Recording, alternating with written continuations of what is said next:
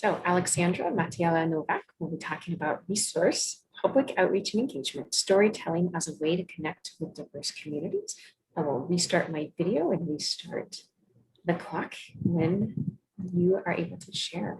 So I am going to be driving the slides, but I'm actually going to have a few of my colleagues helping to present this work. And so just really quickly, we're going to be talking about storytelling as a way to connect with diverse communities. We've been working on this for a while now, and by we, I'm including some great colleagues from Howard University, Dr. Dina Khalil and her students, Iman Yassin and Zakia Bangura, as well as soon-to-be Dr. Tiana Willard, who is a student of Dr. Khalil's, and she is also a teacher at Prince George's County Public Schools, which is a county in Maryland, and the schools are over 90% Latinx and African-American students. So having her perspective and experience here has been absolutely valuable. And of course, our amazing PI for this work, Dr. Jennifer Heldman, for the resource team. So, okay, let's see. So storytelling. So there are two ways to share knowledge. And I feel like the most traditional way for us that we've been using is pushing information out. And what we're going to talk about here is pulling people in with a story and trying to connect people with the science that we're doing through storytelling and empowering their own views on how they can contribute to this science. And there's actually some great research, a paper that just came out by one of our collaborators, Dr. Khalil and Kier. So if you're interested more about the evidence-based modeling that goes behind this work, then please look through that paper.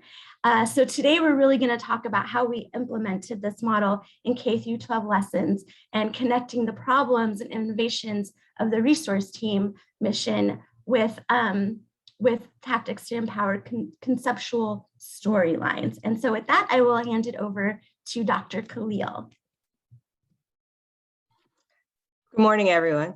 So just real quickly about how we are framing this study. To accomplish our goal of rehumanizing teaching and learning, we conceptualize critical race design as an approach grounded in critical race theory and design-based implementation research. In critical race design, the tenets of critical race theory identifies oppressive inequities, while design principles provide stakeholder strategies to address the inequities as they jointly define problems occurring that they're trying to seek to address, such as broadening participation.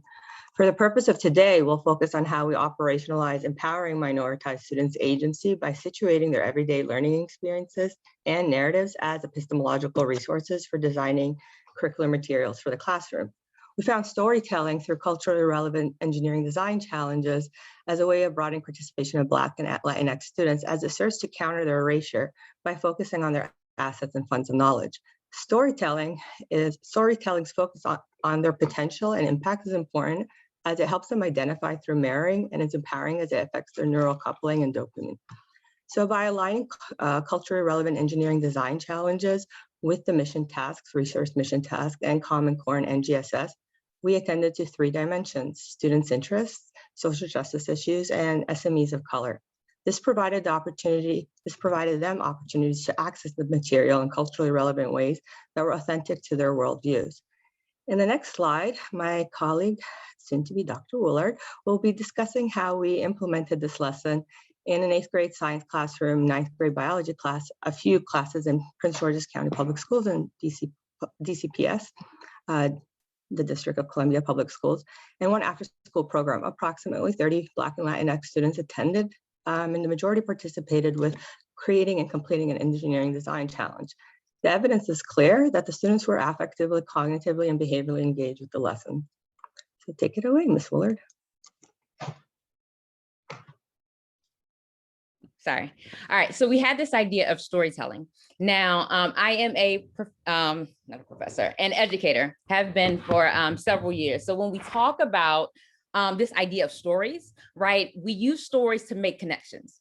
And when we teach stories to our students, we emphasize 3 components: pathos, ethos, and logos, right? The emotion of the story, the ethics of the story, and the logic of the story. So we're actually going to hit on all those 3 components as we kind of go through how we implemented this lesson with these 3 different populations.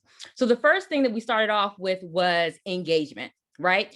Anytime you're teaching kids or teaching students, their first question is, why do we need to know this, right? They don't care unless you make them care. So in order to engage them, we have to use what we call in education visual thinking strategies to let them know that what they're learning about, what we're talking about, relates to them in some way. So we can use comics, we can use, in the slide here, we use Black Panther, we use a comic here of the old pipes with the water and the dollar sign to kind of get them thinking about what might this mean and how might this affect us. So as students start discussing about what this comic could mean, we then take that discussion to them being able to save the world like a superhero in Marvel's Black Panther. Next slide. So as we get to the engagement piece, we then connect to a broader social justice issue. A lot of times students can be very, very absorbed in their own world, right? So in order to kind of get them aware of the different things that are happening around them, we introduce them to social justice issues. So one of the social justice issues that we introduced in one of our lessons was, should water be a human right? Right? Should people be able to own it, privatize it, and then sell it or then control it? So then we have people who don't have access versus people who have access and control. Is that fair? And do those type of things exist? And of course, we know they do. So kind of getting them aware of what social justice issues are around them and potentially involving them or other members of their community is key. Next slide. So the next part that we talk about is connecting to subject matter experts or SMEs, right? A lot of times, again, students can't connect if they don't see themselves. So being able to show that there are scientists, there are engineers, there are technologists, there are mathematicians who look like you, who are of color like you, they can say, oh, well, I guess maybe I can do that, or they look like me. So not only are they more interested, but they're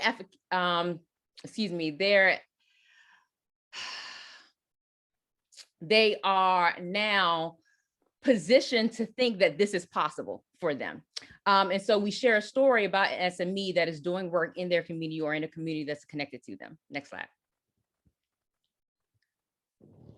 And then we kind of culminate our lesson with an engineering design challenge. So for this engineering design challenge, we took one of the standards from NASA's resource program and then an NGS standard. So we use the water cycle from NGSS, and then we use NASA's resource standard for assessing and characterizing resources, specifically sampling and looking at resource utilization for water on the moon. And so we introduced this to them as a prompt, right? The satellite team has been working, they detected ice. It's your job to figure out how to build something to actually move this ice from the moon to your lab station. And then you want to get it before this private company comes in and takes it and, you know, wants to sell it. Next slide. So we have a prompt for the design challenge, and this is the actual prompt that students saw and had to respond to. Next slide. And these are some results of what students actually built. And if you look, they use a bunch of different materials, but these are all materials that they have access to. So that's another important thing that we want to emphasize, especially when we're doing engineering designs. Engineers do have constraints, and we understand that, but what's great about engineers is they can work within their constraints to accomplish their purpose. And there is a short video.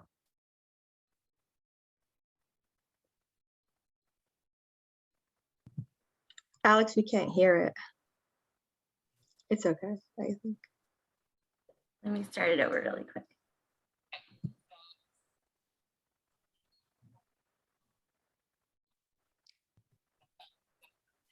Okay, so the video essentially was a student explaining how he built his water satellite or capsule, what he used to build it, and then how it works. So again, we're using these components of pathos, ethos, and logos, right? Pathos, caring; ethos, ethics and action; logos is awareness and logic of why we should be aware of these issues. And the storytelling is a pertinent framework for incorporating all these things. Next slide.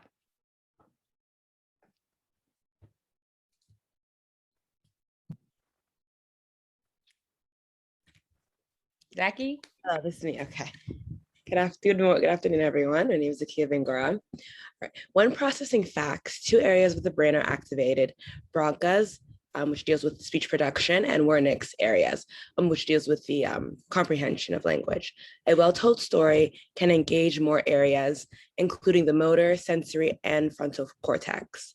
One key takeaway in these lessons: create unique opportunities for a diverse set of students to contribute to NASA's work in exploration and discovery. To point, many students ask various questions such as, are there oceans on other planets? If someone owns water on Earth, could someone own the water on the moon or other planets? Could I bring the lunar ice with me on the spaceship, or would it melt? Is there a cooler on the ship? Can you drink lunar ice? Does water on the moon mean there may be other life forms that are on the moon? They make connections to current events and push us to make the world a better place. Thank you. I believe we'll be accepting any questions at this time. That was wonderful. Thank you so much. I'm going to have questions go into the chat at this point. We have a couple comments, and I would love for each of you to look, and we'll have some overall wonderful time to talk